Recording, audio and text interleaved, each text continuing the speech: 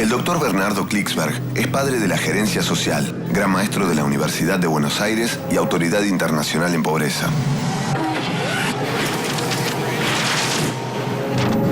Será impuesto por la Unión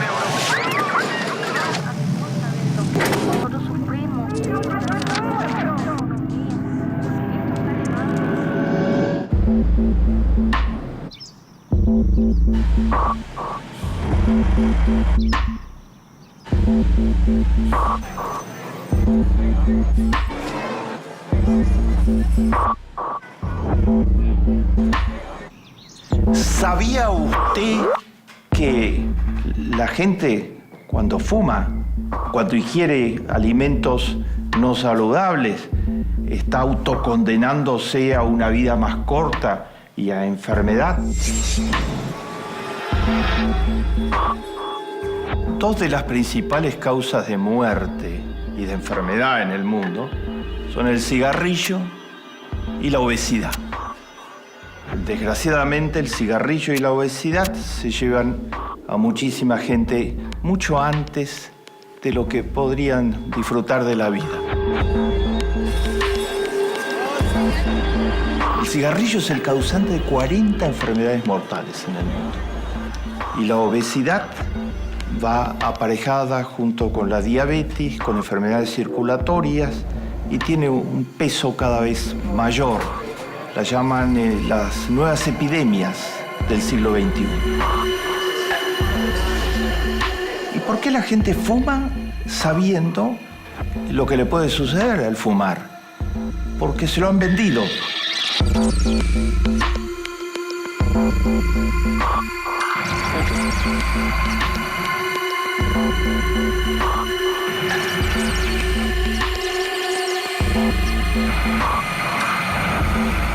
Porque la industria del tabaco, para maximizar sus lucros, ha logrado asociar durante muchos años fumar con masculinidad, fumar hasta con salud. Recuerdan en la playa, las chicas y los muchachos jóvenes, la famosa imagen publicitaria. Y la industria de la comida rápida, también para maximizar beneficios, ha logrado insertar la idea de que esa es una comida apetecible, sabrosa, se vende por el envase, se vende por los regalitos, los lugares donde se expende están bien decorados y amplísimas campañas publicitarias alrededor de estas industrias de enorme envergadura. Estas industrias matan. La gente traga el cuento y desgraciadamente los médicos y los hospitales no pueden hacer mucho frente al envenenamiento del organismo que esto significa. ¿Y por qué se tragan ese cuento? Esto es un tema cultural, no es un tema económico, social solamente o médico solamente. La cultura, dice la UNESCO, es la manera de vivir juntos. Con eso quiere decir que la cultura es cómo percibimos la realidad, cómo percibimos las cosas que están sucediendo y cómo percibimos sus explicaciones y cómo nos imaginamos que son los líderes y cómo nos imaginamos a los que toman decisiones, a los que influyen, qué imagen tenemos de las personas, cómo en función de eso votamos en definitiva en un sistema democrático.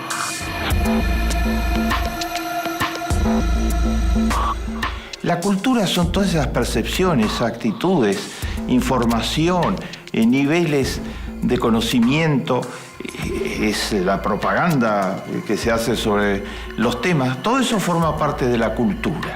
La cultura tiene mucha importancia, mucha importancia. Vamos a mostrar 4 casos en donde la cultura está siendo decisiva actualmente en el género humano.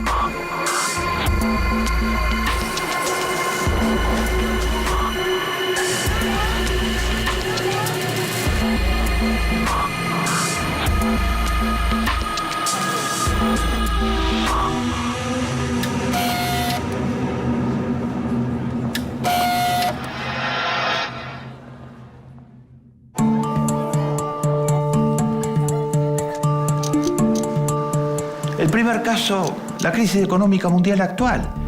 Estamos en una situación muy difícil en el planeta, particularmente los jóvenes. Se multiplican todos los días, termina de subir nuevamente las tasas de desocupación en Inglaterra, en Francia, hasta en Alemania, que se suponía que estaba en mejor situación económica, y son aceleradísimas en los Estados Unidos, en Grecia, en Irlanda, en Portugal. Estamos hablando de 2 a 5 jóvenes en cada uno de esos países que no tienen trabajo ni ninguna posibilidad a corto plazo de tener trabajo. Y mucha otra gente afectada de todos los modos posibles.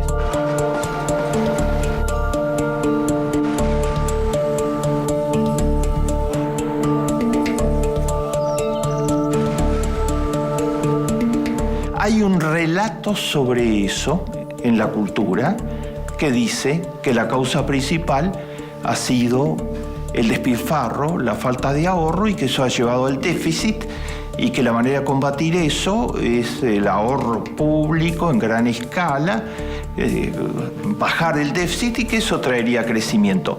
Ese relato se le aplicó al pueblo que más fuerte está pagando en este momento los costos del neoliberalismo dogmático, al pueblo griego. Se dice los griegos eran todos despilfarradores, gastaban por encima de lo que podían gastar, entonces generaron la deuda externa. Esa deuda externa, a su vez, con la atmósfera de gasto, déficit público, la combinación de ambos es lo que hay que combatir, y el pueblo griego se las tiene que aguantar y bajar sus niveles de vida a niveles casi infrahumanos para que eso pueda hacer cambiar la situación.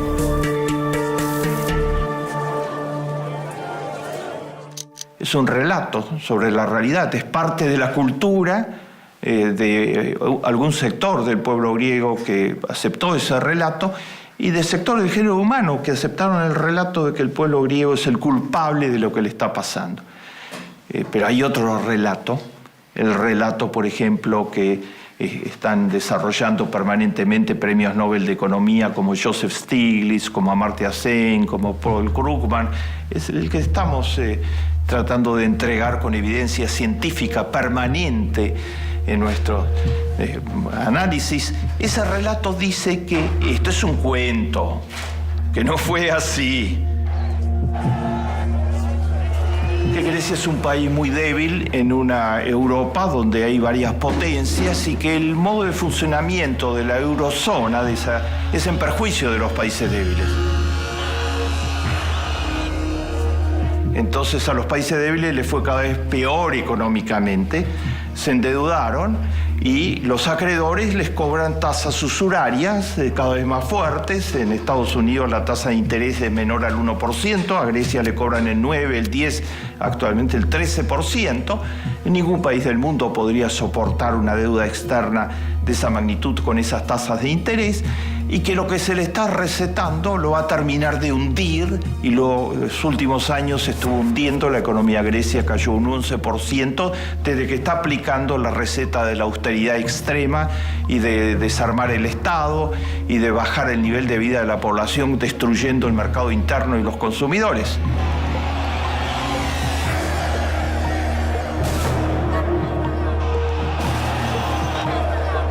Los relatos tienen mucha importancia en la práctica, porque el relato que triunfa va a ser el que va a ser convalidado electoralmente en las democracias. Entonces se está jugando las decisiones que se van a tomar en el relato que triunfa. Y Grecia no ha triunfado el relato del cuento de la austeridad extrema como solución, porque los griegos están viendo todos los días que eso no da ninguna solución. Entonces, cuando hubo alguna posibilidad de un referéndum, que los griegos decidieran sobre su destino, las élites impidieron el referéndum, lo prohibieron, ya estaba sancionado, y lo prohibieron porque tenían miedo de perder en el relato.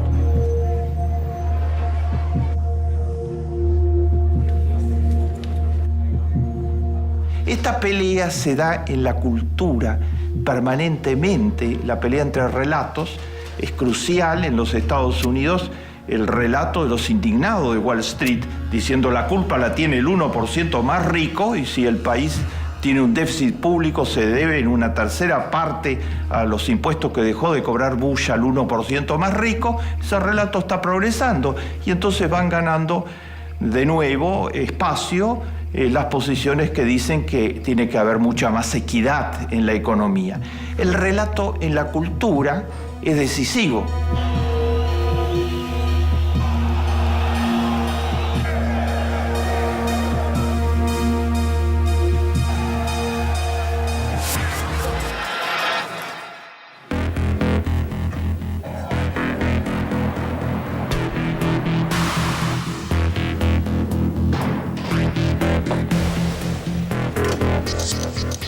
Mi segundo ejemplo, el relato en la cultura respecto a la corrupción. ¿Por qué Noruega, Suecia, Finlandia, los países nórdicos son los menos corruptos del planeta? ¿Por qué? Los relatos tradicionales sobre la corrupción dicen que la corrupción tiene que ver, entre los aspectos cruciales, con el nivel de represión que hay en una sociedad. Y las dictaduras militares, por ejemplo, inventaron el relato de que una dictadura militar podía suprimir la corrupción. Pinochet hizo su dictadura bajo el lema de que él era un dictador que había suprimido la corrupción. Y resulta que esto no tenía nada que ver con la realidad. La corrupción funcionó todo el tiempo, pero además el corrupto mayor era Pinochet. Se le descubrieron infinitas cuentas a él y a todos sus familiares en múltiples bancos, en el banco Rix en los Estados Unidos. Se había enriquecido totalmente robándole miserablemente al pueblo chileno. O sea, aparte de ser un dictador asesino, asesinó a más de 3.000 personas, era un corrupto total. Pero el relato era asociar corrupción con democracias débiles y dictadura con eliminación de la corrupción. Esto aprendido en otros pueblos de América Latina que creen que las dictaduras solucionan la corrupción.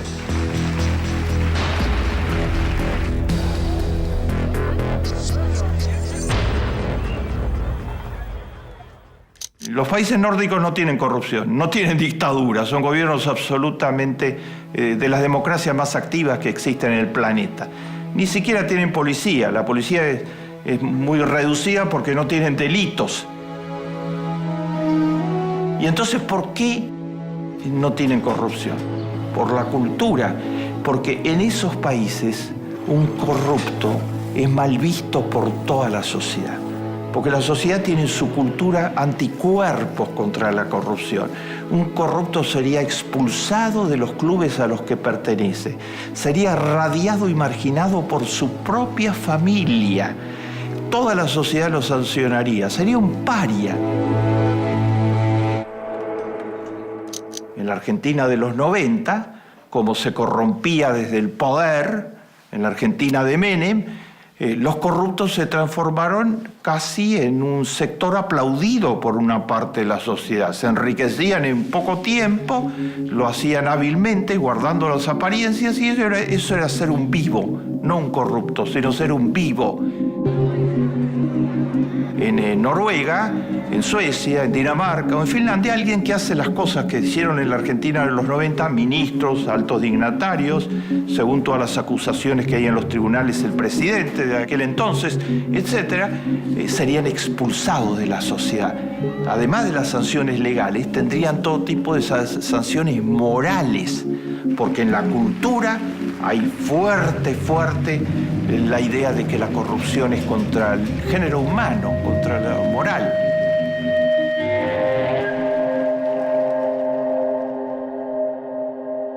Les he mostrado cómo lo que pasa en la cultura respecto a la comprensión de cuáles son las causas de la crisis económica va a llevar a recetas que van a agudizar la crisis económica, como la que le están aplicando a Grecia o como la que el Tea Party le quiere aplicar a los Estados Unidos, o va a llevar a soluciones económicas que van a permitir mejorar la situación de la gente, como lo que ha sucedido en los países nórdicos o lo que viene sucediendo en América del Sur.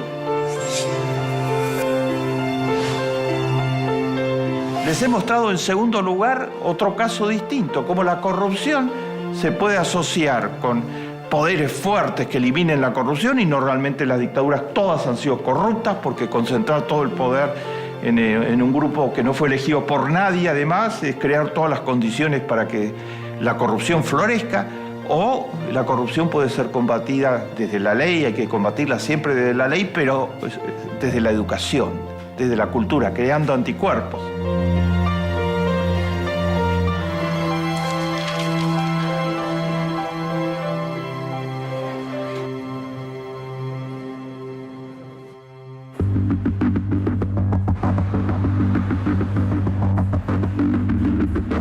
Un tercer ejemplo de la importancia que tiene la cultura. Ustedes saben que millones de latinoamericanos en los años 90 se fueron de sus países porque no podían sobrevivir económicamente y se fueron a tratar de conseguir trabajo en los Estados Unidos, en el Canadá, hasta en Australia y en España principalmente, y algunos otros países europeos.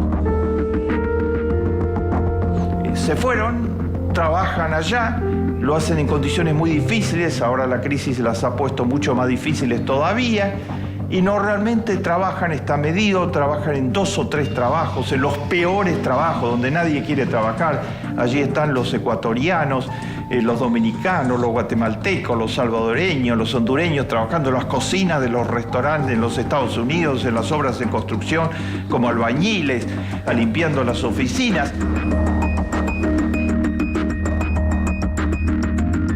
Ganan muy poco, ganan menos del nivel de pobreza en los Estados Unidos. Han producido un fenómeno cultural absolutamente excepcional, de solidaridad pura, las remesas migratorias. De todo lo que ganan, mandan el 15% a sus familias en los países de donde vinieron.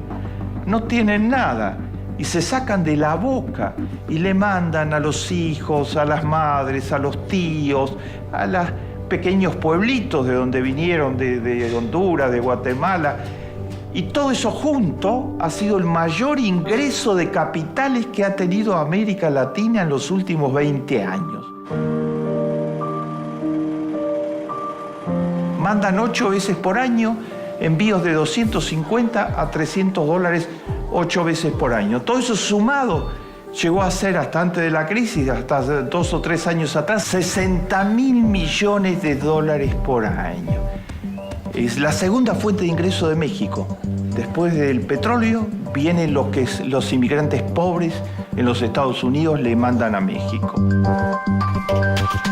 Y uno se pregunta, ¿y por qué estos pobres que trabajan tan duro mandan sus no ahorros, sino de lo que ganan, simplemente lo poco que ganan, a sus familias en sus países de origen? Nunca se pusieron de acuerdo. No es que se reunieron todos los dominicanos que viven en Nueva York, que son más de 300.000, o los guatemaltecos y salvadoreños que viven en Washington, que son más de 200.000, que se reunieron y resolvieron juntos hacer eso. Cada uno lo manda por su cuenta, ¿no? ¿Saben por qué? Por un valor cultural, por la familia. Porque creen en la familia, porque en América Latina se cree en la familia. Y para ellos la familia es fundamental en sus vidas. Entonces trabajan muy duro y se sacan de la boca para poder mandar a sus familias. Y además a fin de año se van a visitar a su familia en Navidad y en Año Nuevo, y van como Papá Noel, van cargados en los aviones de todo tipo de cosas para darle a la familia físicamente. El mayor fenómeno de solidaridad que ha conocido América Latina, la solidaridad de los pobres con los pobres, movilizada por la familia, puros valores culturales, nada que ver con la macroeconomía, con las inversiones, con el dólar, nada que ver con eso, sino puros valores éticos, familia, solidaridad, ancladas en la cultura de estos latinoamericanos pobres.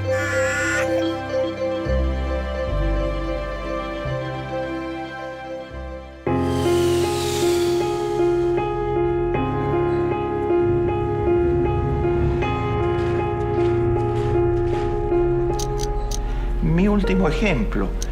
América Latina padeció algunas de las dictaduras más aberrantes en los últimos años de la historia, ¿no? Esta dictadura chilena que asesinó a 3.000 chilenos empezando por algunos de los ídolos mayores de la cultura chilena, esta dictadura brasilera, esta dictadura uruguaya, que asesinaban impunemente, protegiendo al 1% más rico de la población, a las élites de las élites, y esta dictadura argentina.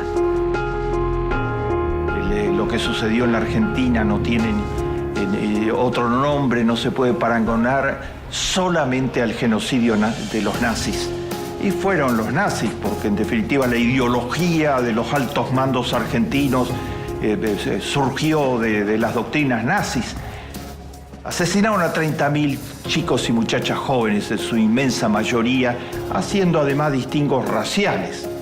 Hubo 2.000 judíos, por ejemplo, asesinados. El ser judío ya era candidato directo al asesinado, porque en la mentalidad nazi eso funcionaba así. Se construyó un relato sobre eso.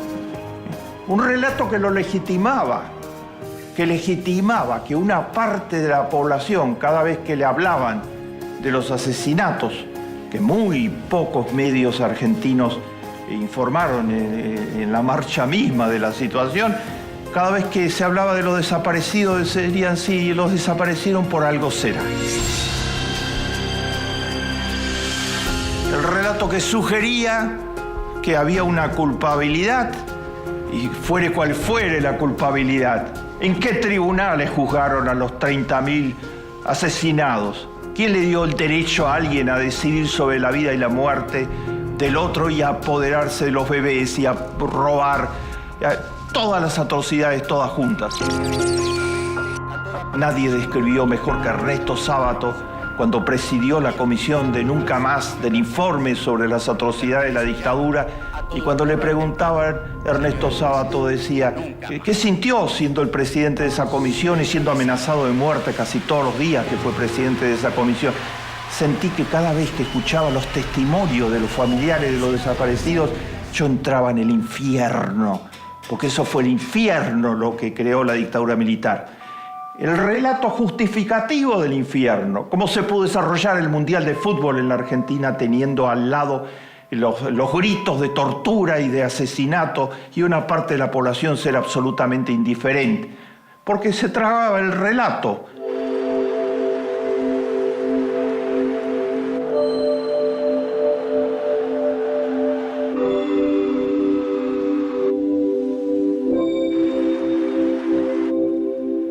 Y surgió el otro relato. En la cultura argentina, con toda fuerza, lo mismo que en la brasilera, que en la chilena, que en la uruguaya, surgió el otro relato. Hay que cultivar la cultura.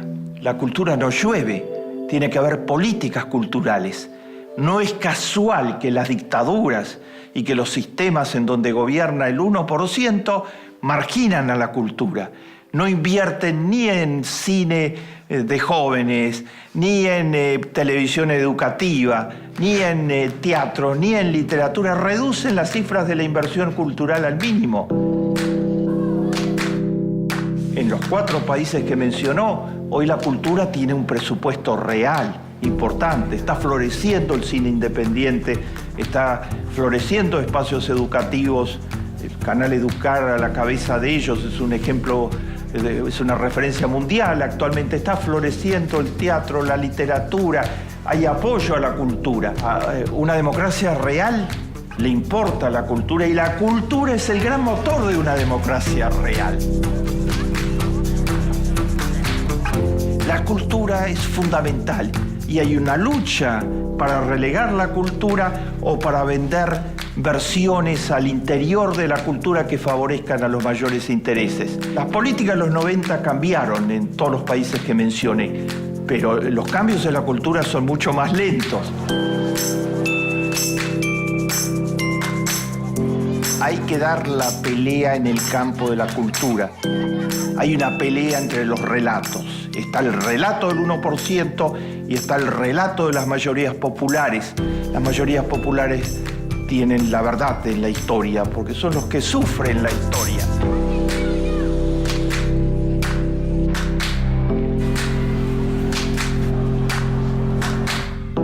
Les mostré cómo los relatos falsos llevan a que la gente fume, y sea obesa, se autoenvenene. Les mostré cómo los relatos falsos están tratando de legitimar las recetas neoliberales ortodoxas. Les mostré cómo los relatos falsos legitiman que se crea que la dictadura es la solución para la corrupción.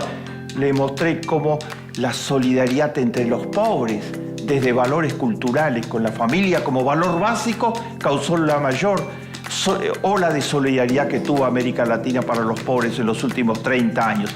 Y les mostré, finalmente, cómo recuperar la memoria y esclarecer que lo que sucedió fue simplemente el asesinato nazi en tierra argentina o en tierra brasilera o uruguaya o chilena, que a través del cine, de la educación, de las diferentes áreas de la cultura, es la manera de recuperar la memoria. La pelea por los relatos, la pelea por la cultura, continúa todos los días. Más vale encender una vela que maldecir a la oscuridad.